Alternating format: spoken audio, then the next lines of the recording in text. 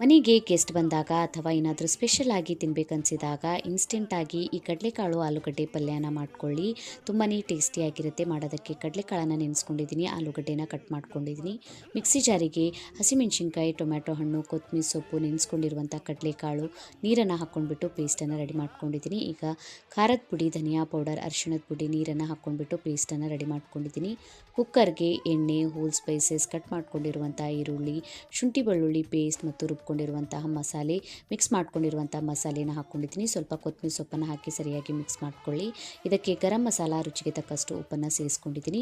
ಈಗ ನೆನೆಸ್ಕೊಂಡಿರುವಂತಹ ಕಡಲೆಕಾಳು, ಆಲೂಗಡ್ಡೆನ ಮಿಕ್ಸ್ ಮಾಡಿ ಬಿಸಿನೀರನ್ನು ಸೇರಿಸ್ಕೊಳ್ಳಿ. ರುಚಿಗೆ ತಕ್ಕಷ್ಟು ಉಪ್ಪನ್ನು ಸೇರಿಸ್ಕೊಂಡಿದ್ದೀನಿ. ಕುಕ್ಕರ್ ಮುಚ್ಚಿ ಇದನ್ನು ಬೇಯಿಸ್ಕೊಳ್ಳಿ. ಲಾಸ್ಟಿಗೆ ಕೊತ್ತಂಬರಿ ಸೊಪ್ಪನ್ನು ಹಾಕ್ಕೊಂಡ್ಬಿಟ್ಟು ಟೇಸ್ಟಿಯಾದಂತಹ ಈ ಆಲೂಗಡ್ಡೆ ಕಡಲೆಕಾಳು ಪಲ್ಯನ ಟ್ರೈ ಮಾಡಿ ನೋಡಿ. ಕಮೆಂಟ್ ಒಳಗೆ ತಿಳಿಸಿ ವಿಡಿಯೋ ಹೇಗೆ ಅನ್ನಿಸ್ತಂತ.